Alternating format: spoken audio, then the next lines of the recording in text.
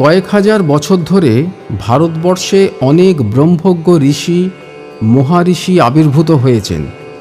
তাঁদের অত্যাশ্চর্য প্রজ্ঞা ভারতীয় দর্শনকে করে তুলেছে সমৃদ্ধ, অনবদ্য। সৃষ্টি হয়েছে বিবিধ দর্শন ও তাঁদের অজস্র শাখা প্রশাখা। একেশ্বরবাদ, দ্বৈতবাদ, অদ্বৈতবাদ, বস্তুবাদ, এমনকি নিরীশ্বরবাদও। জৈন আত্মক্লেশবাদ থেকে বাৎসায়নের কামসূত্র পর্যন্ত অজস্র মতবাদ। বহু তাত্ত্বিক বিতর্ক ভারতীয় মননকে করে তুলেছে মুক্ত ও গতিশীল। কিন্তু এত মহাপুরুষের পদধূলি রঞ্জিত ভারতবর্ষ কেন হাজার বছর ধরে বর্বর বিদেশি শাসনে পরাভূত থাকল? কেন এত ঋষি মহাঋষি সাধুসন্ত ব্রহ্মজ্ঞানী ত্রিকালজ্ঞ সর্বজ্ঞানী গুরু মহারাজদের জ্ঞান, দর্শন, সাধনা ও উপদেশ ভারতীয়দের রক্ষা করতে পারল না সীমাহীন বিদেশি অত্যাচারের হাত থেকে? পশুবৃত্তি সম্পন্ন বিদেশি আক্রমণকারীরা যখন ভারতীয় হিন্দুদের ধনসম্পত্তি ও তাদের নারীদের চোখের সামনে দিয়ে টেনে নিয়ে যেতে লাগলো শত শত বছর ধরে, তখন কোনো ব্রহ্মজ্ঞান, কোনো দিব্যজ্ঞান কোনো কাজে আসলো না কেন? কেন সূক্ষ্মাতিসূক্ষ্ম তাত্ত্বিক দার্শনিক বিচার সহস্র বছরের দাসত্ব মোচন করতে পারল না? একথা কি এখনও ভেবে দেখার সময় হয়নি? ব্রহ্মজ্ঞ ঋষি মহাঋষিদের প্রতি পূর্ণ শ্রদ্ধা নিয়েই বলছি, এই সব প্রশ্নের একটাই উত্তর। তা হল, এই গুরু মহারাজাদের দিব্যজ্ঞান ছিল প্রখর, সুউচ্চ, কিন্তু তাঁরা তাদের শিষ্য পরম্পরার মধ্যে একটি বিশেষ ধরনের জ্ঞানের সঞ্চার করতে ব্যর্থ হয়েছেন। তা হল কাণ্ডজ্ঞান, যা কিনা জগতের রূঢ় বাস্তবতাকে স্বীকার করে মানুষকে পৃথিবীতে মাথা উঁচু করে বাঁচবার মতো জ্ঞান ও শক্তি যোগায়। কবিগুরু রবীন্দ্রনাথ ঠাকুর কালান্তর গ্রন্থে স্বামী শ্রদ্ধানন্দ প্রবন্ধে লিখেছেন, সমস্ত ভারতবর্ষ জুড়ে আমরা অবুদ্ধিকে রাজা করে দিয়ে তাঁর কাছে হাত জোড় করে আছি। সেই অবুদ্ধির রাজত্বকে, সেই বিধাতার বিধিদত্ত ভয়ঙ্কর শখটাকে কখনো পাঠান, কখনো মোগল, কখনো ইংরেজ এসে পূর্ণ করে বসেছে। বাইরে থেকে এদের মাঠটাকেই দেখতে পাচ্ছি, কিন্তু এরা হলো উপলক্ষ, এরা এক একটা ঢেলা মাত্র, এরা ভূত নয়।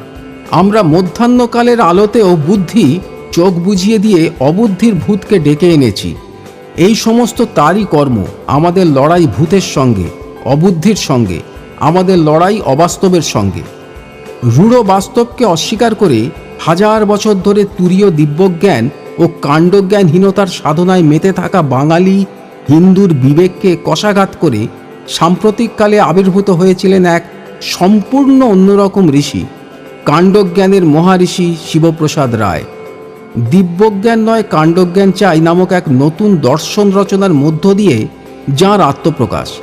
এই কাণ্ডজ্ঞানের বর্ষণ আমাদের এক নতুন কর্মময় গতিময় বাস্তবতার দিকে নিয়ে যাবে, দাসত্বের জড় বিষাদ মোচন করবে। এই শিবপ্রসাদ রায় থাকতেন বর্ধমান জেলার কালনা শহরে, যিনি আজ প্রয়াত, কিন্তু স্বর্গত শিবপ্রসাদ রায়ের পরিচয় আজ অনেকেই জানেন।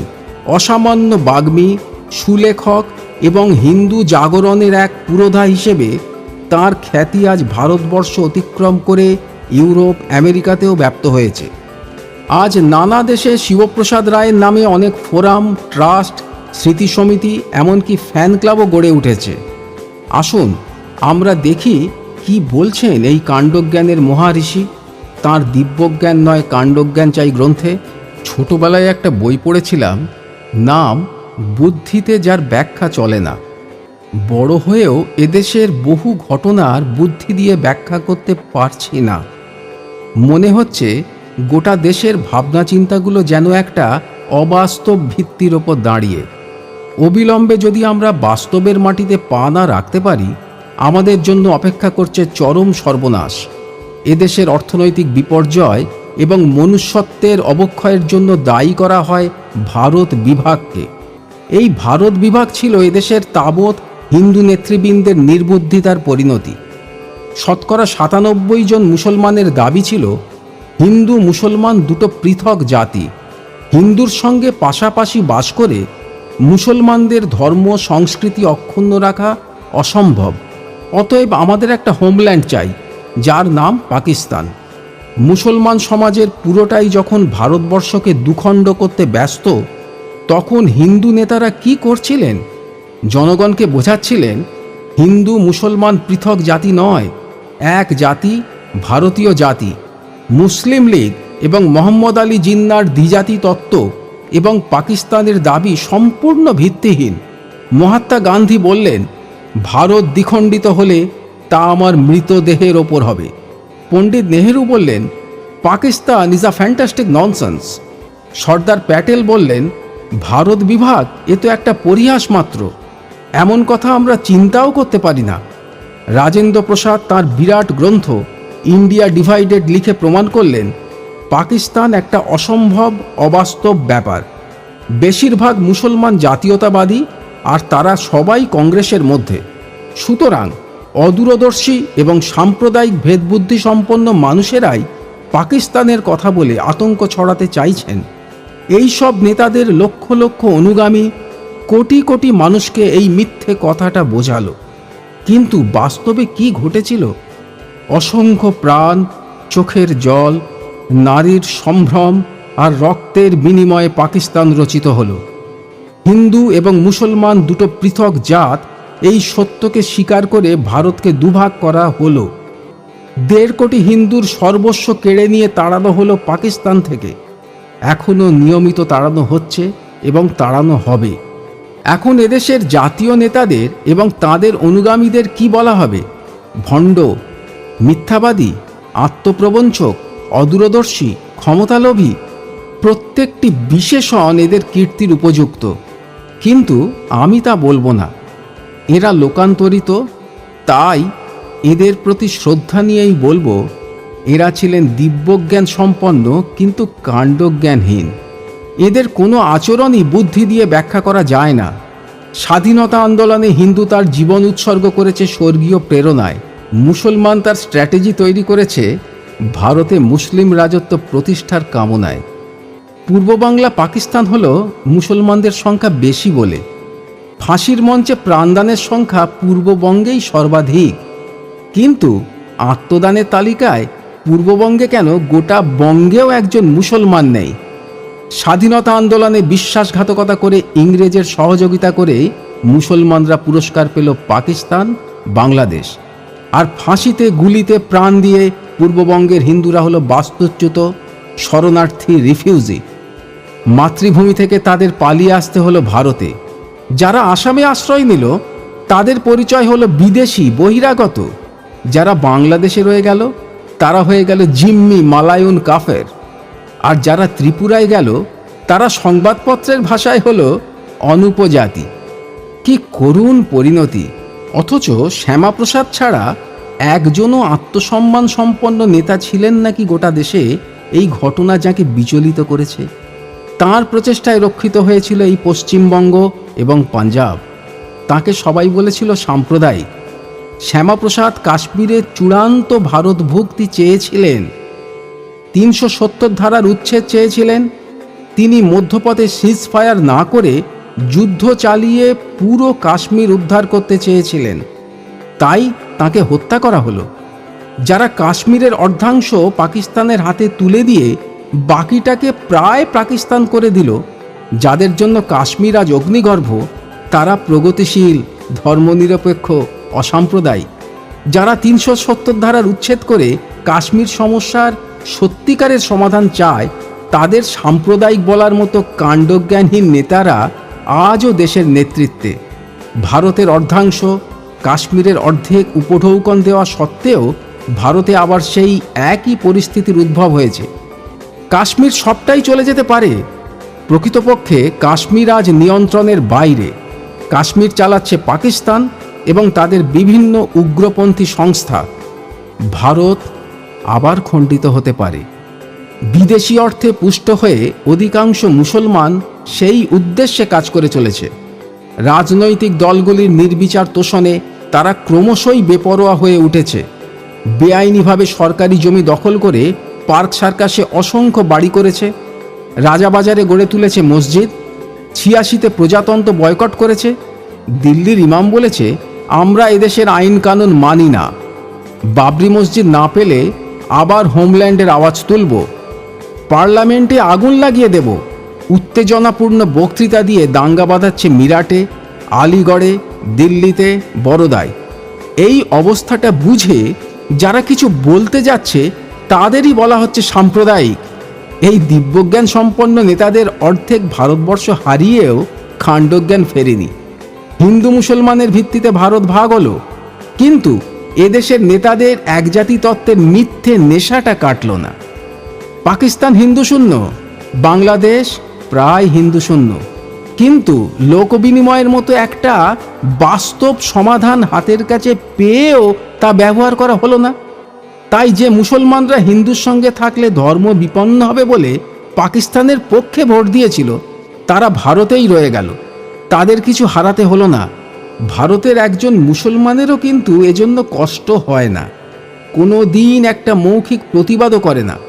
বাংলাদেশ তাদের ফিরিয়ে নিতে চাইছে, তারা ভয়ে ফিরতে চাইছে না, কারণ ইসলামিক রাষ্ট্র মানে কি তারা জানে। ভারতে সেই 97% জন পাকপন্থী রয়ে গেছে, ধর্ম সংস্কৃতি অক্ষুণ্ণ রেখেই। এরা মুজিব মারা গেলে খুশি হয়, ভুট্টোর ফাঁসি হলে বাস পোড়ায়, সিনেমা হল পোড়ায়, ক্রিকেট হকিতে পাকিস্তান জিতলে রেডিওতে মালা দেয়, রাজাবাজারে পার্ক সার্কাসে ব্যান্ড বাজিয়ে মিছিল বার করে, ফুটবলে মোহামেডান স্পোর্টিং জিতলে আল্লাহ আকবর ধ্বনি দেয়। এইসব আচরণের একটাই অর্থ, এদের অধিকাংশেরই আনুগত্য দেশের বাইরে। লখনৌয়ের মুসলমানরা ইরাক কিংবা ইরানের সমর্থক, বাড়িতে বাড়িতে খোমেনি আর সাদ্দাম হোসেনের ছবি। ওখানে প্রায়ই যে শিয়া সুন্নির প্রাণঘাতী সংঘর্ষ হয়, তা আসলে ইরাকপন্থী এবং ইরানপন্থী মুসলমানদের সংঘর্ষ। এখন যদি কোনো ব্যক্তি প্রশ্ন তোলেন, ভারতবর্ষে ভারতপন্থী মুসলমান কই, সঙ্গে সঙ্গে বহু মানুষ সেই ব্যক্তিকে বলেন সাম্প্রদায়িক। কেন বলেন? এরা দিব্যজ্ঞান সম্পন্ন এবং কাণ্ডজ্ঞানহীন বলে। এদেশের অধিকাংশ রাজনৈতিক দল 3টি মৌলিক বিষয়ে ঐক্যমত পোষণ করে: গণতন্ত্র, সমাজতন্ত্র এবং ধর্ম নিরপেক্ষতা। এই 3টি আদর্শই নির্ভরশীল গরিষ্ঠ হিন্দু জনসংখ্যার ওপর। ভারতীয় উপমহাদেশের যেখানে হিন্দুর সংখ্যা কম হয়ে গেছে, সেখানেই এগুলো অদৃশ্য হয়ে গেছে। আফগানিস্তান, পাকিস্তান, বাংলাদেশে এসব কথা বলার লোক আর নেই। আফগানিস্তানের নাম একদিন গান্ধার ছিল, দেশটা হিন্দুদের ছিল, ভারতের অংশ ছিল, এই কথাটাই অনেকের মনে নেই। কাশ্মীরে 1 টাকা কেজি চাল খাইয়ে, 2 টাকা কেজি চিনি খাইয়ে এবং MA, ডাক্তারি, ইঞ্জিনিয়ারিং পর্যন্ত বিনা পয়সায় পড়িয়েও সেখানে মার্ক্সবাদী সমাজতন্ত্র, গান্ধীবাদী সমাজতন্ত্র সবই অচল। সেখানে ভারতের রাষ্ট্রপতি চেষ্টা করলেও 1 ইঞ্চি জমি কিনতে পারবেন না। 1946 সালের দাঙ্গায় পশ্চিম পাঞ্জাবের 1020 হিন্দু মুসলমানদের হাত থেকে প্রাণ বাঁচানোর তাগিদে পালিয়ে এসেছিল কাশ্মীরে। তাদের সংখ্যা এখন 75,000। তাদের আজ পর্যন্ত নাগরিকত্ব দেওয়া হয়নি, তারা কাশ্মীরে অবাঞ্ছিত। শেখ আবদুল্লার আমলে কাশ্মীরে একটা বিল এলো, যাতে পাকিস্তানে চলে যাওয়া মুসলমানদের সম্পত্তি ফিরিয়ে দেওয়া হবে। অথচ পূর্ববঙ্গে হিন্দুর সম্পত্তি মানে শত্রুর সম্পত্তি। প্রয়াতা ইন্দিরা গান্ধী সারা দেশে এসমা প্রয়োগ করেছিলেন, কিন্তু কাশ্মীরে পারেননি। এ ব্যাপারে সব রাজনৈতিক নেতারাও নির্বাক। দেশদ্রোহিতার অপরাধে যাকে 11 বছর জেলে রাখতে হয়েছিল এবং যার হাতে শ্যামাপ্রসাদের খুনের রক্ত লেগে আছে, সেই শেখ আবদুল্লাহকে মুখ্যমন্ত্রী করতে হয়। আবদুল্লাহ মারা গেলে ফারুককে, শুধু সেখানে হিন্দু সংখ্যালঘু বলে। গত কয়েক বছরে কাশ্মীরে 300 হিন্দু মন্দির ধ্বংস করা হয়েছে, 3 লক্ষ হিন্দুকে বিতাড়িত করা হয়েছে, সত্যার্থ প্রকাশ গ্রন্থ নিষিদ্ধ হয়েছে। দেশের অধিকাংশ নেতা এই ঘটনা জানেন, কিন্তু তারা সকলেই দিব্যজ্ঞান সম্পন্ন, তাই প্রতিবাদ করার মতো কাণ্ডজ্ঞান তাদের হয়নি। রাষ্ট্রসংঘ একটি সমীক্ষায় হিসেব কষে দেখিয়েছে, মুসলমানদের অনিয়ন্ত্রিত জন্মহার এবং বিপুল অনুপ্রবেশ কয়েক দশকের মধ্যেই ভারতে হিন্দুদের সংখ্যা লঘু করে দেবে। ব্যাপকভাবে হিন্দুদের গণধর্মান্তর করার জন্য আরব রাষ্ট্রগুলো থেকে কোটি কোটি টাকা আসছে, একথা ভারত সরকারের স্বরাষ্ট্র দপ্তরের। হাজার হাজার বছরের মীনাক্ষীপুরমে মাত্র 850 হিন্দু মুসলমান হবার সঙ্গে সঙ্গেই সেটা হয়ে গেল রহমতনগর। ভারতে হিন্দু সংখ্যালঘু হয়ে গেলে ভারত আর ভারত থাকবে? এই ছোট্ট কাণ্ডজ্ঞানের কথাটা দেশের দিব্যজ্ঞান সম্পন্ন ধর্মীয় গুরু, রাজনৈতিক নেতা, সাধু সন্ত, বুদ্ধিজীবী কারো মাথায় ঢুকছে না। বরং তারা এ বিষয়ে আরও গোলমাল পাকিয়ে দিচ্ছে নানাভাবে। রামকৃষ্ণ মিশনের একটি সম্মেলন হয়েছিল বেলুড়ে 1981 সালে। 3 দিন ধরে আলোচনা হলো কি করে সব ধর্মের মধ্যে সমন্বয় করা যায়। এই দায়িত্বটা যেন শুধু হিন্দুদেরই। শিলংয়ে খ্রিস্টানদের হাতে মিশনের সন্ন্যাসী মার খেলেন, সে কথা আলোচনা হলো না। চেরাপুঞ্জির রামকৃষ্ণ মিশনে জলের পাইপ কেটে দিল, কতভাবে অত্যাচার করল সে কথা কেউ বললেন না। অন্য ধর্মের হাতে মার খাওয়া আর সর্বধর্ম সমন্বয়ের চেষ্টা করা, এটা এদেশের অনেক ধর্মীয় প্রতিষ্ঠানের একমাত্র কাজ। বর্ধমান বিশ্ববিদ্যালয়ের প্রাক্তন উপাচার্য বর্ধমান শহর থেকে টেরেসাকে 1 লক্ষ টাকা তুলে দিলেন। শুধু উপাচার্য নন, মন্ত্রীরা এবং বহু বিশিষ্ট হিন্দু লক্ষ লক্ষ টাকা মহিলাকে সংগ্রহ করে দিলেন। মা করুণাময়ী জগজ্জননী বলে কি নাচানাচেই না হচ্ছে। এই টাকা দিয়ে ইনি এদেশের হাজার হাজার হিন্দুকে খ্রিস্টান তৈরি করবেন। এই কাজে সাফল্য দেখানোর জন্যই খ্রিস্টান রাষ্ট্রগুলো তাকে নোবেল পুরস্কার দিল। উত্তর পূর্বাঞ্চলে আজ যাবতীয় সমস্যার উৎস এই ধর্মান্তরিত খ্রিস্টানরা। ত্রিপুরায় কয়েক হাজার হিন্দুকে হত্যা করল ওরাই, এখনও করে চলেছে। নিহত হিন্দুদের জন্য জগজ্জননীর চোখ থেকে 1 ফোঁটাও জল পড়েনি। কলেজ স্ট্রিটের এক ছোট্ট ব্যবসায়ী বিবাহের জন্য একটি অনাথিনী মেয়ে চেয়েছিল জননীর কাছে। জবাব এলো, খ্রিস্টান ধর্ম গ্রহণ করলে তবেই মেয়ে পাওয়া যেতে পারে। এই হচ্ছে মাদারের আসল পরিচয়, খ্রিস্টান সাম্রাজ্যবাদের এজেন্ট। খ্রিস্টান না হলে তিনি কারো স্থায়ী সেবা করেন না। বাংলাদেশ টেরেসাকে প্রবেশের অনুমতিই দিল না। আর এই হিন্দু সমাজ, গরু যেমন গরুর মাংস গাড়িতে করে নির্বিকার চিত্তে বয়ে নিয়ে যায়, কোনো প্রতিক্রিয়া হয় না, পরমানন্দে জাবর কাটে, এরাও তেমনি চৈতন্যহীন একটা জাত। ভালো মন্দ বিচার করার, শত্রু মিত্র চেনার ক্ষমতাও আর তাদের নেই। হিন্দুদের সম্পূর্ণতা, শ্রেষ্ঠত্ব সম্পর্কে কোনো ধারণাই নেই। পৃথিবীতে কেউ সর্বধর্ম সমন্বয়ের কথা বলে না, শুধু হিন্দুরা বলে। কিন্তু একথা বলতে গেলেও যে আগে হিন্দু ভূমির দরকার, হিন্দু জনসংখ্যার দরকার, এই কাণ্ডজ্ঞানটুকুও এদের নেই। বাস্তবতা বর্জিত দিব্যভাব, তুরীয় ভাব দাঁড়িয়ে গেছে ভণ্ডামি, মিথ্যাচারে আর আত্মপ্রবঞ্চনায়। এই দীর্ঘস্থায়ী ভাবের ঘরে লুকোচুরি গোটা হিন্দু জাতটাকে মেরুদণ্ডহীন, আত্মরক্ষায় অসমর্থ করে দিয়েছে। তাই অতীতে, বর্তমানে শুধু দেখি হিন্দু মার খায়, কাঁদে, পালায়, ধর্মান্তরিত হয়। একটা জাতের যদি আত্মরক্ষার শক্তিই না থাকে, তার উচ্চ দর্শন, সহস্র মহাপুরুষ থেকেই বা কি লাভ? এই রকম দুর্বল জাতকে কেউ শ্রদ্ধা করে না, করুণা করে। এখন হিন্দুদের কেউ করুণাও করে না, শিকার বলে মনে করে। সব শিকারীর লক্ষ্য এখন হিন্দু সমাজ। সেবা আর প্রলোভনের টোপ হাতে নিয়ে হাজার হাজার শিকারী হিন্দুদের শিকার করতে আসছে। খ্রিস্টান রাষ্ট্র, মুসলিম রাষ্ট্রগুলি থেকে টাকা, কর্মী ভারতে আসে কোন সাহসে? কারণ তারা জেনে গেছে এখানে কোনো ঝুঁকি নেই। হিন্দু বাগাড়ম্বর বিলাসী, শিথিল, ক্রয়যোগ্য, উদাসীন, আত্মরক্ষায় অসমর্থ, নিজেকে মনে করে উদার, সর্বজ্ঞ। এমন আত্মনাশী জাত বিশ্বের আর কোথায় পাবে? অতএব স্বীকার করো, আরব রাষ্ট্রের টাকা আসছে ভারতে। খ্রিস্টান মিশনারিরা শুধু ঘুরে বেড়ায় হিন্দু পাড়ায়।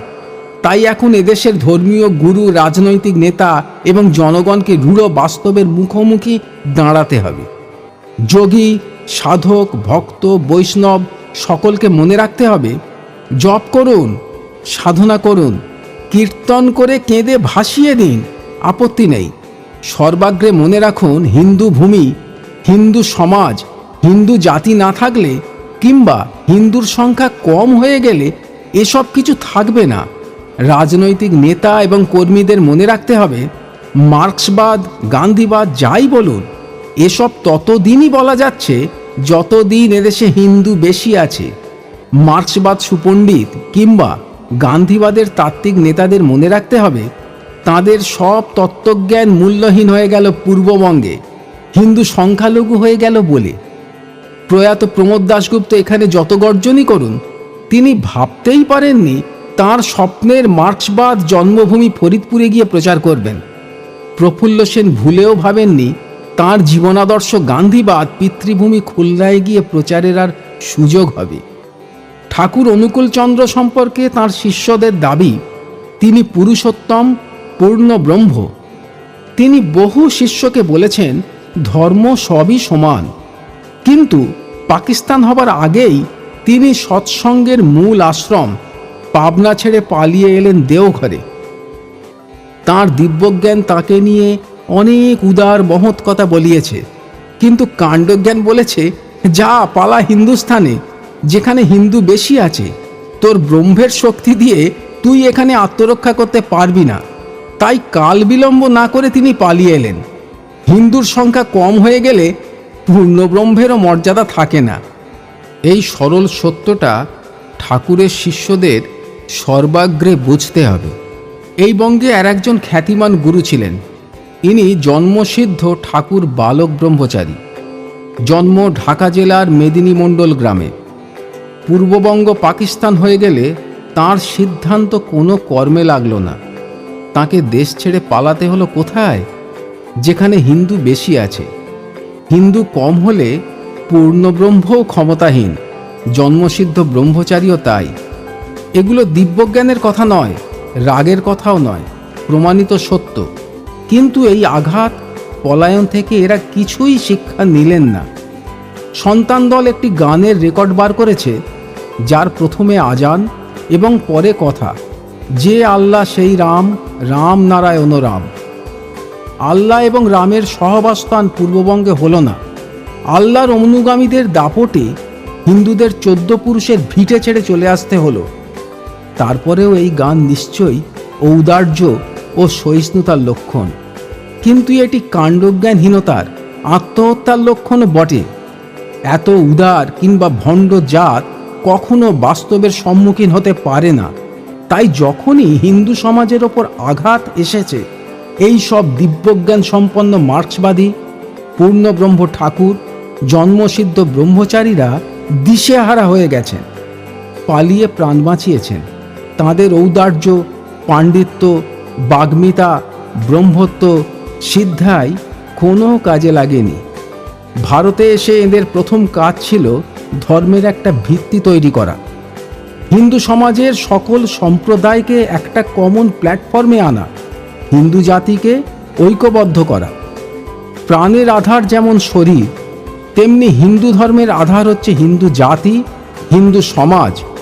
সংগঠিত হিন্দু সমাজ না থাকলে 33 কোটি দেবদেবী, হাজার হাজার ধর্মগুরু, পণ্ডিত, রাজনৈতিক নেতা কেউই নিজের মর্যাদা রক্ষা করতে পারেন না। পালাতে হয়, মরতে হয়, ধর্মান্তরিত হতে হয়। এই খণ্ডিত বঙ্গে এখন মুসলমানদের সংখ্যা শতকরা 25। এই সংখ্যা 51-তে পৌঁছলেই গান্ধীবাদ, মার্ক্সবাদ, ভজন, কীর্তন, মালা, টিকি, মহোৎসব, ভোগারতি সব শেষ হয়ে যাবে। সব ধর্ম সমান, খেটে খাওয়া মানুষের কোনো জাত নেই। হিন্দু মুসলিম ঐক্য চাই। এই দেশ ধর্মনিরপেক্ষ, এখানে শুধু হিন্দু কথা বলছেন কেন? এসব বলার জন্য তখন কেউ থাকবে না। পূর্ববঙ্গে এই দিব্যজ্ঞানযুক্ত কথা আর কেউ বলে না, বলতে পারে না। রমনার বিখ্যাত কালীবাড়িটা যখন কামান দেখে চূর্ণ করে ট্যাং দিয়ে সমান করা হলো, তখন কেউ একটা কথা বলেনি। এগুলো ফলিত সত্য। 1982 সালের ডিসেম্বর মাসে হাজার হাজার হিন্দু মন্দির ধ্বংস করা হলো, সবাই কিন্তু নির্বাক। এই বাস্তব সত্যের ওপর দাঁড়িয়ে আজ সকলকে ধর্মের কথা, রাজনীতির কথা, ব্যক্তি জীবনের নিরাপত্তার কথাও ভাবতে হবে। হিন্দু সংগঠিত, শক্তিশালী এবং সংখ্যাগুরু না থাকলে শুধু তার ধর্মই লাঞ্ছিত হয় না, তার জীবন সম্পত্তিও নিরাপদ থাকে না। এ শুধু পূর্ববঙ্গ কিংবা পাকিস্তানের ইতিহাস নয়, 1000 বছরের ইতিহাস। গত 1000 বছর ধরে হিন্দু দেবদেবী যেভাবে লাঞ্ছিত, অপবিত্র হয়েছে, তাতে দেবতাদের মর্যাদা বাড়েনি। বহু মানুষের মনে প্রশ্ন জাগতে পারে, আমাদের দেবদেবীদের মহিমা শুধু পুঁথিপত্রে, কথাবার্তায়। কথাটা মিথ্যে নয়। এদেশে 100 বছর আগে জনসংখ্যা ছিল 30 কোটি, দেবতার সংখ্যা 33 কোটি। অর্থাৎ একটা দেবতা একজন মানুষের কল্যাণ করলেও আমরা 3 কোটি দেবতাকে বিদেশে কল্যাণের জন্য রপ্তানি করতে পারতাম। তাহলে এদেশে এত রোগ, শোক, দারিদ্র্য, অশিক্ষা, ভণ্ডামি, দুর্নীতি, স্বার্থপরতা কেন? এদেশে মঠ মন্দিরের সংখ্যা 34 লক্ষ, সাধু, সন্ন্যাসী, মহন্ত, পণ্ডিত, পূজারীর সংখ্যা 58 লক্ষ। এদের দায়িত্ব হিন্দু সমাজকে অভয় দেওয়া, সাহস যোগানো। অথচ আশ্চর্যের ব্যাপার, এরাই ভীত, সন্ত্রস্ত, সংকুচিত মাত্র কয়েক হাজার দেশি বিদেশি মৌলভী আর পাদ্রীদের সামনে। কেন? কোথাও নিশ্চয় ফাঁকি আছে। আসলে জাত হিসেবে আমরা অত্যন্ত স্বার্থপর। ফাঁকিটা সেখানেই। সাধু, সন্ন্যাসী, ব্যবসায়ী, রাজনীতিবিদ, পণ্ডিত, পুরোহিত যাই হন না কেন, বেশিরভাগ হিন্দুর জীবন আত্মকেন্দ্রিক। ব্যক্তি এবং পরিবারকে কেন্দ্র করেই তার সব চিন্তা ও কর্ম সীমাবদ্ধ। জীবনী শক্তির সবটুকু এতেই ব্যয়িত। মানুষের ওপর তার বিশ্বাস নেই। সোজাসুজি ঈশ্বর, গুরু, জ্যোতিষীর ওপর নির্ভরশীল। হিন্দুর জীবনচর্যায় রাষ্ট্র নেই, সমাজ নেই, দেশ নেই। এটাই বৃহৎ ফাঁকি। এই ফাঁকি সমগ্র হিন্দু সমাজকে স্ববিরোধী, আত্মবিশ্বাস শূন্য করে দিয়েছে। হিন্দু সমাজকে ঐক্যবদ্ধ করার কাজকে তারা সংকীর্ণ কাজ মনে করে। অথচ তাদের জীবন কাটে ইউনিয়ন রাজনীতিতে, গ্রুপিং করে, ছোট ছোট প্রতিষ্ঠান, ক্লাব, জাতপাত, দলাদলি, ভেদবুদ্ধি, ঈর্ষা আর পরচর্চার পূর্ণ উত্তেজনায়। পাড়ায় বন্ধু নেই, প্রতিবেশীদের সঙ্গে মামলা চলছে, নিজের বাবাকে খেতে দেয় না, সাঁই বাবার ভজনা করছে, গর্ভধারিণী মা ভিক্ষে করছে, আর ছেলে তারাপীঠ ঠনঠনিয়া কাঁপিয়ে দিচ্ছে মা মা চিৎকার করে। এরাই রাজনীতিতে হিন্দু মুসলিম ঐক্যের আওয়াজ তুলছে, দুনিয়ার শ্রমিককে এক করার কথা বলছে। হীন, প্রবৃত্তিপরায়ণ, স্বার্থপর হিন্দু ভগবানকে পর্যন্ত নির্বোধ ভাবতে শুরু করেছে। তাই সকলকে বঞ্চিত করে জপে, কীর্তনে, পুজোয় ঈশ্বরকে সন্তুষ্ট করতে চাইছে। স্ববিরোধী মানুষের দিব্যজ্ঞান থাকে, কাণ্ডজ্ঞান থাকে না। ভণ্ডামি করে তাদের বেঁচে থাকতে হয়। স্ববিরোধী জাতের পায়ের তলায় মাটি থাকে না। আমাদের ধর্ম, রাজনীতি সবকিছু একটা অবাস্তব ভিত্তির ওপর দাঁড়িয়ে। তাই হিন্দুদের ইতিহাসের বেশিরভাগ অংশটাই দাঁড়িয়ে মার খাওয়ার ইতিহাস। গৌরাঙ্গদেব বলে গেলেন, 16 নাম 32 অক্ষর এ যুগের মহামন্ত্র। আমরা পাগলের মতো নাম গানে মেতে গেলাম। তিনি বললেন, সংঘ শক্তি কলৌ যুগে, কলিযুগে সংঘবদ্ধ শক্তি ছাড়া বাঁচা যাবে না। সে কথাটা ভুলেই গেলাম। আমাদের একটা দেবতা নেই যার হাতে অস্ত্র নেই, অথচ যে কোনো হিন্দু বাড়িতে দেখা যাবে এক দঙ্গল ঠাকুর দেবতা আছেন, একগাছা লাঠি নেই। বিবেকানন্দ প্রতিষ্ঠিত রামকৃষ্ণ মিশনের সন্ন্যাসীদের কাছে দরিদ্ররা সারা বছর উপেক্ষিত। শুধু বন্যায়, দুর্যোগে দরিদ্ররা নারায়ণ হয়, ভালো কথা। কিন্তু বিবেকানন্দ যে বলে গেলেন সমাজকে সংগঠিত করা দরকার। আগামী 50 বছর তোদের আরাধ্য দেবী হোক ভারত জননী, অর্থাৎ রাষ্ট্র সাধনা। সে কথা সযত্নে বাদ দিলাম। মূল গাছটায় জল না দিয়ে আমরা শুধু ডালপালার সেবা যত্ন করে চলেছি। ফলে গাছটা শুকিয়ে যাচ্ছে, আমাদের অস্তিত্বই বিপন্ন হয়ে যাচ্ছে। জাত বাঁচলে, রাষ্ট্র বাঁচলে আমরা সবাই বাঁচব। সকল চিন্তাশীল মানুষের ভাবনা চিন্তাগুলো এই পটভূমিতে দাঁড়িয়ে করতে হবে। ভারতবর্ষে তাই এখন সবচেয়ে প্রয়োজনীয়, ইতিহাসসম্মত, বুদ্ধিগ্রাহ্য, কাণ্ডজ্ঞানযুক্ত কাজ হচ্ছে হিন্দুদের ঐক্যবদ্ধ করা। অস্পৃশ্যতা, জাতিভেদ, প্রাদেশিকতা থেকে মুক্ত করে হিন্দুদের একটা বিশাল শক্তিতে পরিণত করা। রাজনীতি যাদের ব্যবসা, তাদের জন্য এটা দরকার। হিন্দু সমাজ না থাকলে তাদের ব্যবসা অচল হয়ে যাবে। কোনো অসাম্প্রদায়িক দলও মুসলমান এলাকায় প্রার্থী দাঁড় করাতে সাহস পায় না। মুসলমানদের মধ্যে যারা দেশপ্রেমিক উদারপন্থী আছেন, তাদের জন্য হিন্দু সমাজের সংগঠিত থাকা দরকার। MC চাগলার মতো শ্রেষ্ঠ ব্যক্তির মুসলমান সমাজে কোনো স্থান ছিল না। ইরানে কিংবা পাকিস্তান থাকলে তাকে কোতল করা হতো। হিন্দু সমাজ তাকে সম্মান দিয়েছে, স্বীকৃতি দিয়েছে। সঙ্গীত সম্রাজ্ঞী নূরজাহানকে হিন্দুরা শ্রদ্ধায়, ভালোবাসায় আপন করে নিল। অথচ সুর আমার কাছে প্রার্থনা, সঙ্গীত আমার কাছে ঈশ্বর বলায় পাকিস্তানে দাবি উঠল নূরজাহানকে নতুন করে মুসলমান হতে হবে। দাউদ হায়দার নামে একজন বাংলাদেশি কবি মোহাম্মদের সমালোচনা করায় তার প্রাণদণ্ডের দাবি উঠেছিল। তাকে পালিয়ে এসে আত্মরক্ষা করতে হয় ভারতে। ভারত মুসলিম রাষ্ট্র হলে তার মৃত্যু অবধারিত ছিল। হিন্দু সংখ্যাগরিষ্ঠ রাজ্যে যে কোনো সময় মুসলমান মুখ্যমন্ত্রী হতে পারে, যেমন বিহারে আব্দুল গফুর, মহারাষ্ট্রে আন্তুলে, রাজস্থানে বরকতুল্লাহ, আসামে আনোয়ারা তৈমুর। মুসলিম সংখ্যাগরিষ্ঠ কাশ্মীরে একজন হিন্দু মুখ্যমন্ত্রী হবে কেউ ভাবতে পারেন না। অতএব যা কিছু কল্যাণময় এবং শুভঙ্কর, তার জন্যই যে কোনো মূল্যে হিন্দু সমাজকে জীবিত রাখতে হবে। যারা হিন্দু সমাজকে সংগঠিত করতে চাইছে, তাদের সর্বতোভাবে সাহায্য করুন, সহযোগিতা করুন। আর্য সমাজ, ভারত সেবাশ্রম সংঘ, বিশ্ব হিন্দু পরিষদ, রাষ্ট্রীয় স্বয়ংসেবক সংঘ সর্বশক্তি দিয়ে হিন্দু জাতিকে ঐক্যবদ্ধ করার চেষ্টা চালিয়ে যাচ্ছে। অর্থ দিয়ে, শ্রম দিয়ে এদের গতি বৃদ্ধি করুন। নিজে কপট উদার সেজে এদের সাম্প্রদায়িক বলে আত্মহত্যার পথ প্রশস্ত করবেন না। একটু কাণ্ডজ্ঞান দেখান। আমাদের দিব্যজ্ঞানের ফলে অর্ধেক ভারত আজ পাকিস্তান। পাকিস্তান, বাংলাদেশ ও ভারতে 25 কোটি মুসলমান, 1 কোটি খ্রিস্টান। বিশ্ব হিন্দু পরিষদ খুব অল্প সময়ে 8 লক্ষেরও বেশি মুসলমান ও খ্রিস্টানকে হিন্দু ধর্মে ফিরিয়ে এনেছে, আরও আনবে। ইসকনও যথেষ্ট কাজ করেছে। ইসকনের বিরুদ্ধে কিছু বলবেন না। যে কাজ আমাদের করা উচিত ছিল সেটা ওরা করে দিচ্ছে। নিজের নীচতা দিয়ে ওদের বিচার করবেন না। দেশদ্রোহিতার অপরাধে মাইকেল স্কট, ফাদার ফেরারকে ভারত থেকে বিতাড়িত করা হয়েছিল। সম্প্রতি ফাদার ডিসুজাকে গ্রেপ্তার করা হলো। বিদেশি এজেন্ট খ্রিস্টান ফাদারই। ইসকন বিদেশি এজেন্ট হলে সারা পৃথিবী জুড়ে মন্দির করত না, এত কৃচ্ছ সাধন করত না। অন্যদিকে বিহার শরীফে, মোরাদাবাদে মর্টার, বন্দুক তৈরির কারখানা পাওয়া গেল মুসলমান পাড়ায়। লখনৌয়ের মসজিদে পাওয়া গেল 15,000 তাজা বোমা। ধানবাদের মুসলিম হোটেল থেকে পাওয়া গেল বাক্স বাক্স জোরালো ডিনামাইট। টন টন RDX রয়েছে মুসলিম মাফিয়াদের হাতে। ধর্মপ্রচারের নামে খ্রিস্টান ও মুসলমানদের খোলাখুলি রাষ্ট্রবিরোধী কার্যকলাপ অচলায়তন হিন্দু সমাজের টনক নড়িয়ে দিয়েছে। তার লক্ষণ ফুটে উঠেছে জীবনের প্রতিটি ক্ষেত্রে, এমনকি রাজনৈতিক ক্ষেত্রেও।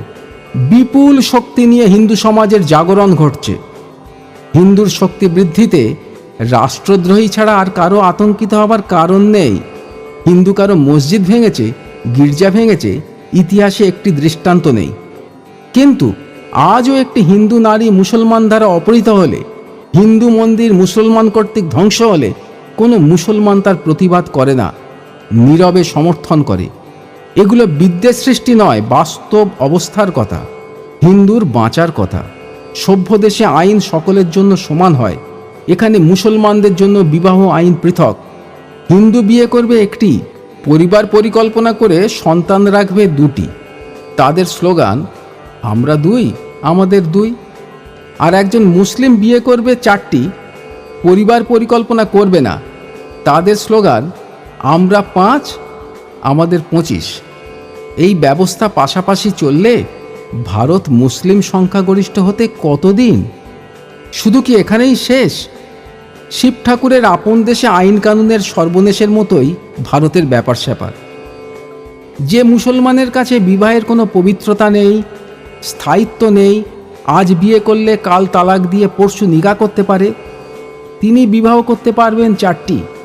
আর যে হিন্দু বিশেষ কারণ না ঘটলে কিছুতেই 2টো বিয়ে করবে না, নিয়ন্ত্রণ হালা হলো তার জন্য। এই সেকুলারিজমের আরও মহিমা আছে। হিন্দু 2টি বিয়ের চেষ্টা করলে তাকে গ্রেপ্তার করতে পারবে 3টে স্ত্রীর মালিক মুসলিম পুলিশ অফিসার। তাকে বিচার করে সাজা দিতে পারবে 4টে স্ত্রীর মালিক মুসলমান বিচারপতি। সাজাটি কি? 7 বছর সশ্রম কারাদণ্ড। জানি বিশ্বাস হচ্ছে না। বিশ্বাস না হওয়ার কারণ নেতা, সংবাদপত্র, বুদ্ধিজীবীদের কল্যাণে জনগণকেও ক্রমশ কাণ্ডজ্ঞান শূন্য করে ফেলা সম্ভব হয়েছে। এদেশের সব দলের নেতারাই দিব্যজ্ঞান সম্পন্ন, নয়তো আরবের অর্থপুষ্ট। এখন তো প্রমাণিত বিজেপি ছাড়া সব দল দাউদ, মেমন, রশিদের এজেন্ট। তাই প্ল্যান করে তারা দেশটাকে মুসলমানদের করে দিতে চাইছে। যারা এই সত্য কথাগুলো জনসমক্ষে বলছে, আরবীয় এজেন্টরা তাদের সাম্প্রদায়িক বলে নিজেদের মুখ রক্ষা করতে চাইছে। এই দ্বিমুখী চক্রান্তের প্রতিরোধ করে দেশকে বাঁচাবে কে? হিন্দুর সংঘবদ্ধ শক্তি। পাকিস্তানে, বাংলাদেশে বাধ্যতামূলক বিবি নিয়ন্ত্রণ হচ্ছে, জন্ম নিয়ন্ত্রণ হচ্ছে, এখানে হবে না কেন? কাণ্ডজ্ঞানহীন নেতৃত্ব রয়েছে বলে। নেতারা নৈবেদ্যের ওপর মন্ডার মতো। আমরা হচ্ছি নৈবেদ্য চাল। হিন্দু সমাজ গা ঝাড়া দিলেই এই স্বার্থপর হিন্দু বিরোধী মন্ডারূপী নেতারা অদৃশ্য হয়ে যাবে।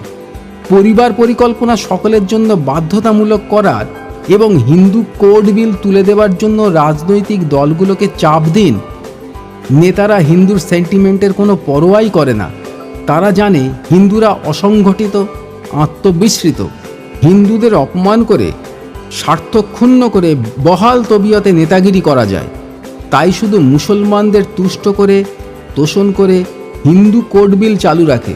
গো হত্যার পক্ষে কথা বলে শাহবানু মামলার রায় পাল্টে দেয়। রামের মন্দির ভেঙে বাবরের তৈরি মসজিদ বিলুপ্ত হলে সবাই বৎসহারা গাভীর মতো হয়ে যায়। হিন্দুর ওপর প্রতিহিংসা পরায়ণ হয়ে ওঠে। রামচন্দ্রকে কাল্পনিক বলে উড়িয়ে দিয়ে ঐতিহাসিক চরিত্র বলে বাবরকে বেশি মর্যাদা দেবার চেষ্টা করে। এরাই বাংলাদেশ থেকে হিন্দু শরণার্থী আত্মরক্ষা করার জন্য ভারতে এলে পুশব্যাক করে বাংলাদেশে ঢুকিয়ে দেয়, ভারতে থাকতে দেয় না। বিদেশি অনুপ্রবেশকারী মুসলমান হলে একটি কথাও বলে না। বাংলাদেশ থেকে 1 কোটি অনুপ্রবেশকারী মুসলমান পশ্চিমবঙ্গে এসেছে, একথা বলছে ঢাকার সাংবাদিক এবং বুদ্ধিজীবীরা। মেটিয়াবুরুজ, পার্ক সার্কাস, মুর্শিদাবাদে কাতারে কাতারে ঢুকেছে। শুধু কলকাতায় 4 লক্ষ বিদেশি মুসলমানদের হিসেব আছে সরকারের খাতায়। ধর্মতলায় ব্যাগ বিক্রেতাদের কিংবা হাওড়ার সাবওয়ের আশেপাশে তাকালেই এদের দেখা যায়। প্রত্যেকটি রাজনৈতিক দল এদের প্রশ্রয়দাতা। সিপিএম রেশন কার্ড করে দিচ্ছে তো কংগ্রেস ভোটার লিস্টে নাম তুলে দিচ্ছে। শুধু লক্ষ্য সামনের নির্বাচন। কলকাতার হকার উচ্ছেদ করতে গিয়ে জ্যোতি বসু সব হিন্দু হকারদের তুলে দিলেন। বাংলাদেশ থেকে আসা বিহারি মুসলমানদের তুলতে পারলেন না। তাদের পেছনে এসে দাঁড়ালেন মিয়া কলিমুদ্দিন। তখন ডেপুটি স্পিকার, এখন খাদ্যমন্ত্রী, মুসলিম কনফারেন্সের সভাপতি। প্রত্যেকটি মিটিংয়ে বলেন, আমি আগে মুসলমান, পরে ভারতীয়। এই কথার প্রতিবাদ করতে পারে কোনো দলে এমন একজন নেতা নেই। সুতরাং আজ গভীরভাবে ভাবতে হবে, কাদের হাতে আমাদের সমাজের ভবিষ্যৎ তুলে দিয়েছি। ভাবতে, বুঝতে এবং সঠিক সিদ্ধান্ত নিতে দেরি হলে অনুশোচনা ছাড়া আর কিছু করার থাকবে না। ধর্মগুরু, রাজনৈতিক নেতাদের মতো সাহিত্য, সাংবাদিকতার জগৎটাও আজ নিয়ন্ত্রণ করছে দিব্যজ্ঞানী ও স্বার্থান্বেষী বুদ্ধিজীবীরা। দেশের ধর্ম, সংস্কৃতি, হিন্দুত্বকে আঘাত করা এদের লক্ষ্য। হিন্দু সমাজের সর্বনাশ করে এরা মানবতাবাদী সাজতে চায়। দেশের ছদ্ম বুদ্ধিজীবীরা যুক্তিহীন, অর্থহীন প্রবন্ধ লেখে সংবাদপত্রে হিন্দু রাষ্ট্রের বিরুদ্ধে, হিন্দু সংগঠনের বিরুদ্ধে। আহাম্মকের মতো লেখে হিন্দু রাষ্ট্রের কথা বললে শিখেরা, বৌদ্ধরা পৃথক রাষ্ট্র চাইবে, মুসলমানেরা আলাদা রাষ্ট্র চাইবে। এই হতভাগ্যেরা ভারতের সংবিধানটা একবার খুলে দেখে না। যাতে লেখা আছে শিখ, বৌদ্ধ, জৈন এরা হিন্দু সমাজের অন্তর্গত, এরা স্মৃতিভ্রংশ অথবা শয়তান। নইলে এদের মনে পড়ত 23% মুসলমান ভারতের 30% জমি নিয়ে পাকিস্তান তৈরি করেছে, তারপরেও 1.5 কোটি হিন্দুকে তাড়িয়ে দিয়েছে, কিন্তু জমি দেয়নি। এদেশের কিম্ভূত কিমাকার রাজনৈতিক নেতারা এবং অপদার্থ বুদ্ধিজীবীরা বড়ই বিচিত্র। এরা হাজার হাজার মাইল দূরে থাকা 10 লক্ষ প্যালেস্টাইনি মুসলমান উদ্বাস্তুদের জমি দেবার জন্য সহানুভূতি দেখাতে পারেন। সরকার আর্থিক সাহায্য দিতে পারে। নির্জোট সম্মেলনের নেতারূপে তাদের জন্য বিশ্ব জনমত তৈরি করতে পারে। পারে না শুধু অন্যায়ভাবে দেওয়া 1.5 কোটি হিন্দুর জন্য ন্যায়ত আইনত প্রাপ্য জমি চাইতে। বঙ্গসেনা, বিএলও বাংলাদেশের 8টি জেলা নিয়ে স্বাধীন বঙ্গভূমির দাবি করছে, তার জন্য প্রাণের ঝুঁকি নিয়ে আন্দোলন করছে। জনমত এই দাবির পেছনে সংহত হলেও বাংলাদেশের প্রত্যেকটি হিন্দু এই আন্দোলনে আসার আলো দেখলেও ভারতের সংবাদপত্র নির্বাক। নেতারা, পণ্ডিতেরা বলতে পারছেন না এ দাবি ন্যায্য, আইনসঙ্গত এবং মানবিক দাবি। অনেক আগে এই দাবি উচ্চারিত হওয়া উচিত ছিল। রাজনৈতিক নেতা এবং বুদ্ধিজীবীরা এসব ভাবতে পারে না। রুগ্ন, পরাজিত, বিকৃত দৃষ্টিভঙ্গি নিয়ে তাঁরা ভাবেন এসব বললে ভারতের মুসলমানেরা আবার যদি রাষ্ট্র চায়। এরা ভুলে যান যে মুসলমানরা দেশ ভাগ করে নিজেদের রাষ্ট্র বুঝে নিয়েছে। যতটা জমি পাওয়া উচিত তার চেয়ে বেশি জমি নিয়েছে। অতএব মুসলমানেরা আবার রাষ্ট্র চাইলে তাদের সীমান্ত পার করে দিতে হবে। এটাই হচ্ছে যুক্তি এবং ইতিহাসের শিক্ষা। কাণ্ডজ্ঞানহীন পণ্ডিত বুদ্ধিজীবীরা এ শিক্ষা নেয় না। তারা গোটা দেশকে বিভ্রান্ত করে, সর্বনাশকে আড়াল করতে চায়, হিন্দু বিরোধিতায় উৎসাহ প্রদান করে। কোরআন না পড়ে, ইসলামকে না জেনে অকারণে তার প্রশংসা করে। কোরআনে ঠিক কি আছে তা নিয়ে কোনো বিদগ্ধ লেখক কোনো দিন আলোচনা করেন না। কেন করেন না? এরা সকলেই দিব্যজ্ঞান সম্পন্ন এবং কাণ্ডজ্ঞানহীন বলে। আনন্দবাজার আজকাল অকারণে গরু খাওয়ার পক্ষে ওকালতি করে, বিপক্ষে চিঠি লিখলে ছাপে না। গল্পে, উপন্যাসে, প্রবন্ধে হিন্দুদের ছোট করে দেখানো লেখক বুদ্ধিজীবীদের ফ্যাশন। প্রগতিশীল হবার তীব্র ইচ্ছা এদের বুদ্ধিকে বিকৃত করে দিয়েছে।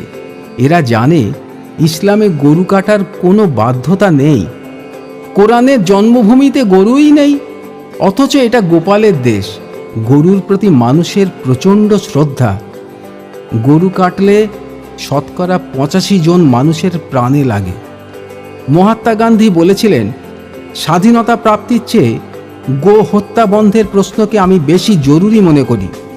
নেতাজি ঐক্যের জন্য আজাদ হিন্দ ফৌজে গরু খাওয়া নিষিদ্ধ করেছিলেন। আজাদ হিন্দ ফৌজের ডাক্তার কর্নেল চ্যাটার্জি তাঁর লেখা বইয়ে একথার উল্লেখ করেছেন। সংবিধানে গো হত্যা বন্ধের নির্দেশ আছে। সুপ্রিম কোর্টের ফুল বেঞ্চ গো হত্যা নিষেধের পক্ষে রায় দিয়েছে। কলকাতা হাইকোর্ট গো হত্যা বন্ধের রায় দিয়েছে। বিনোবা ভাবে গো হত্যা বন্ধ করার জন্য অনশন করে নিজের প্রাণটাই দিয়ে দিলেন। তবু গো হত্যা বন্ধ হলো না। পবিত্র সংবিধান, মহামান্য সুপ্রিম কোর্ট, হাইকোর্ট, অধিকাংশ মানুষের শ্রদ্ধা কেন্দ্র সব কিছুকেই অপমানিত করে পার পাওয়া যায়, কারণ হিন্দু সমাজ অসংগঠিত। মুসলমানরা সংগঠিত, তাই তাদের অন্যায় ইচ্ছাকেও সমর্থন করতে হয়। সহস্র যুক্তি থাকলেও এদেশের কোনো লেখক শুয়োর খাওয়ার জন্য কলম ধরতে পারে না। যাত্রায়, নাটকে, সিনেমায় সর্বত্র হিন্দু শ্রদ্ধা কেন্দ্রগুলোকে লাঞ্ছিত করা হয়। হিন্দু মুসলমানের মিলন দেখাতে হিন্দুর মেয়েকে মুসলমানে নিয়ে যাবেই।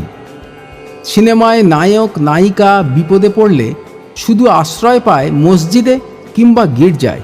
হিন্দু ব্রাহ্মণ পণ্ডিত সন্ন্যাসীদের দেখানো হচ্ছে খল চরিত্ররূপে। তাদের কমণ্ডুলে মদ, ঝুলিতে গাঁজা, তারা চোরাচালানদার বদমাইশ। আর ফাদার এবং মৌলভীরা স্নেহ ক্ষমার প্রতিমূর্তি। শুধু তাই নয়, অধিকাংশ সিনেমায় মুসলমান এবং খ্রিস্টান চরিত্রের মুখে ডায়ালগ থাকে তাদের ধর্মের সপক্ষে।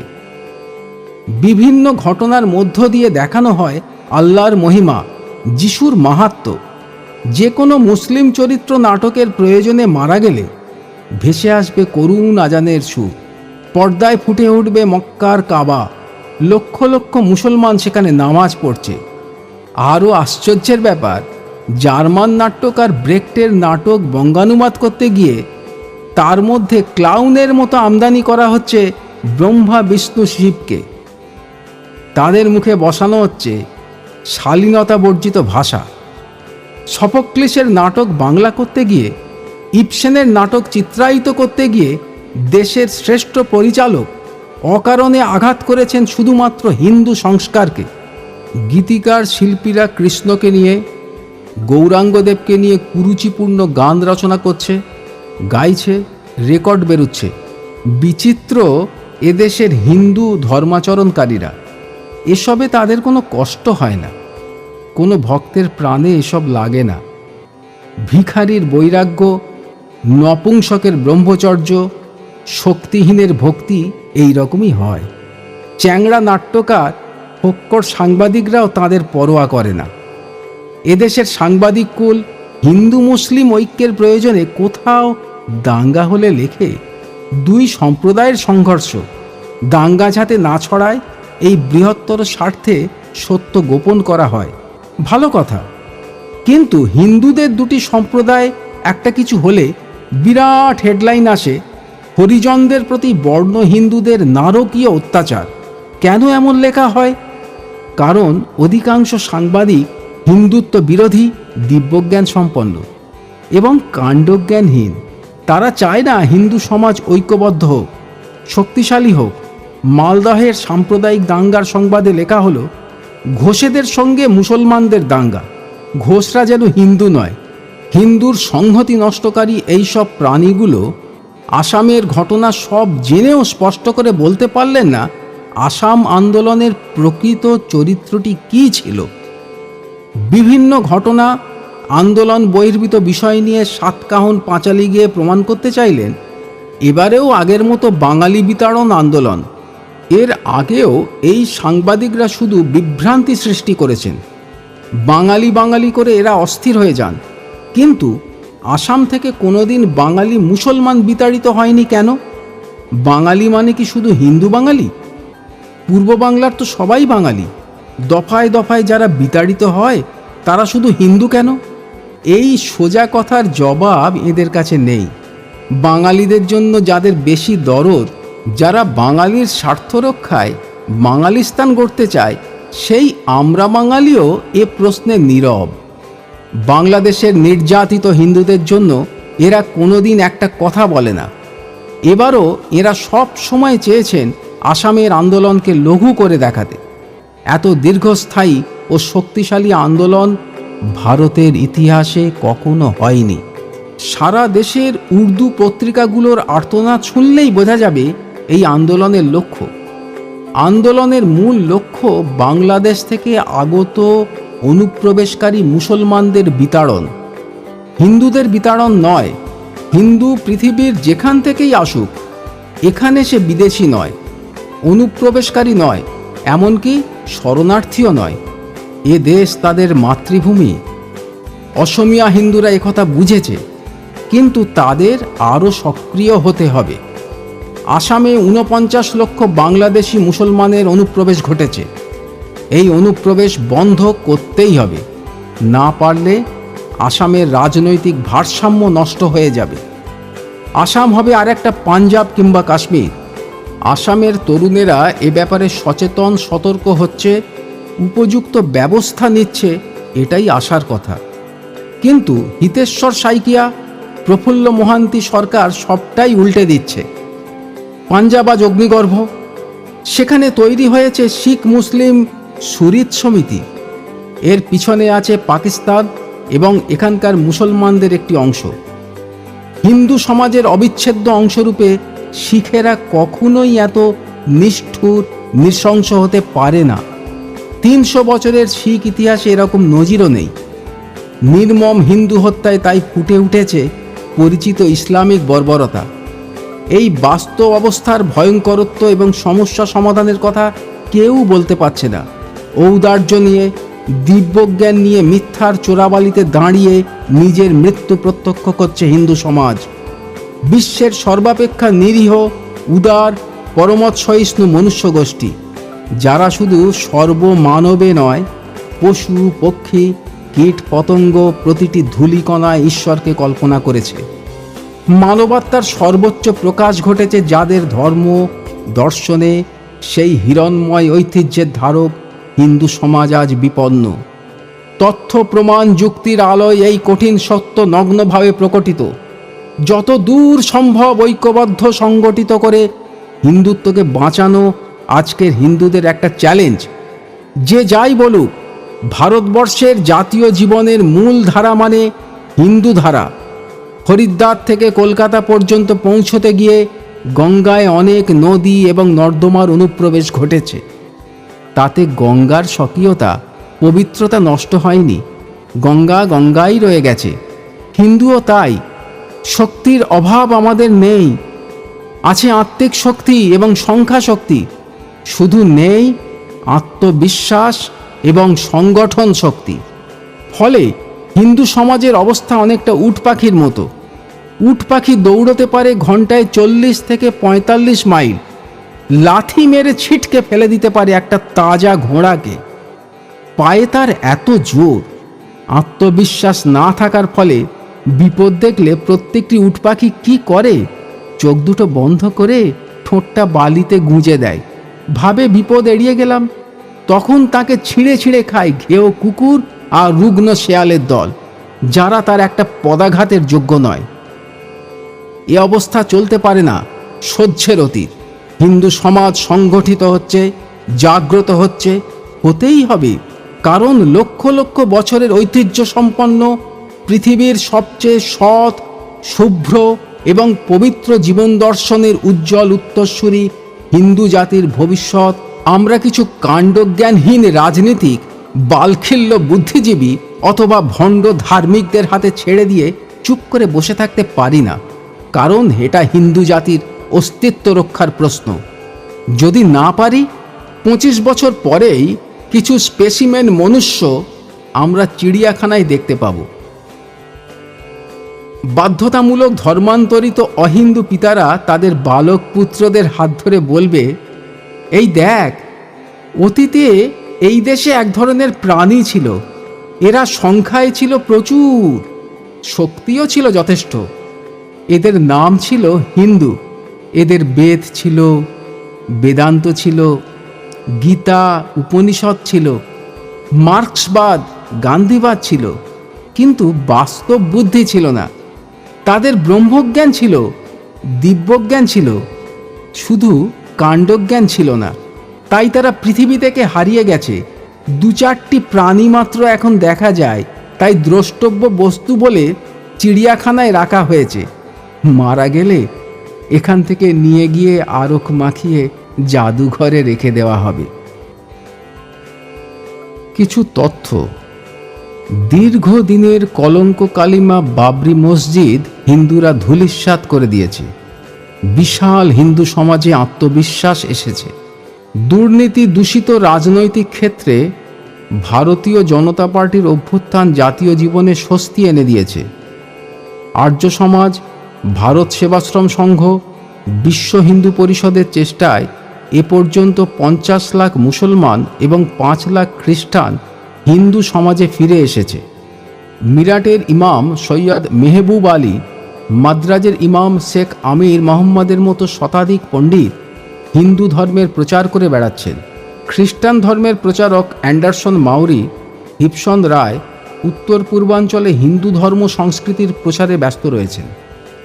প্রত্যেকটি রাজনৈতিক দল দাউদ ইব্রাহিম, রশিদ খানের এজেন্ট প্রমাণিত হয়ে যাওয়ায় তারা সবাই এক হয়ে হিন্দু সমাজ এবং ভারতীয় জনতা পার্টির বিরুদ্ধে যুদ্ধ ঘোষণা করেছে। আসমুদ্র হিমাচল ভারতবর্ষের নগরে বন্দরে গ্রামে গঞ্জে হিন্দু সংগঠন এখন ঠিক দাবানলের মতোই ছড়িয়ে যাচ্ছে। ঘুমন্ত সিংহ হাই তুলছে, আড়মোড়া ভাঙছে। রাষ্ট্রদ্রোহীরা চিন্তিত হয়ে উঠেছে। হিন্দুর জাগরণের আর দেরি নেই। রতন পালের লেখা একটি কবিতা, ধর্ম। হিন্দু ধর্ম সহনশীল, ততোধিক সহনশীল হিন্দু জাতি। তা বলে কোনোভাবেই হিন্দুদের হিজড়ে ভাবার কারণ নেই। প্রয়োজনে আমরা সবল, যতটা কঠিন এই মাটি। তাই মোল্লার পাতে তামাক খাওয়া কতিপয় হিন্দু যদি ভেবে থাকে হিন্দুদের আরাধ্য দেবদেবী নিয়ে দিনের পর দিন জঘন্য নোংরামি করে যাবে, ভুল। সবটাই মারাত্মক রকমের ভুল। তা সে যত বড় কবিই হোক, অথবা সাহিত্যিক, অথবা চিত্রকর, অথবা নোংরা রাজনীতির নোংরা নেতা, রেহাই নেই, নিস্তার নেই। হিন্দুরা এখন পড়ে ফেলেছে কোরআন, হাদিস, বাইবেল। বুঝতে পেরে যাচ্ছে তার মর্মার্থ, চিনতে পেরে যাচ্ছে ধর্মের আবরণে মোড়া বিধর্মীদের কি ভয়ঙ্কর রূপ। সাবধান অধার্মিক, সাবধান, ধর্মযুদ্ধ আগত প্রায়। আমার আছে কৃষ্ণ সত্য ধর্ম, তোমার সেনানি মিথ্যে। সামনেই কুরুক্ষেত্র, জারদ শিল্পী, কবি, সাহিত্যিক, বুদ্ধিজীবী সাবধান, পালিয়ে বাঁচার পথ নেই যেন। ইতিহাস বলে ধর্মযুদ্ধে পরাজিত অধার্মিকের সব ক্ষেত্রে ধার্মিকেরাই বপন করে সত্য ধর্ম বৃক্ষ।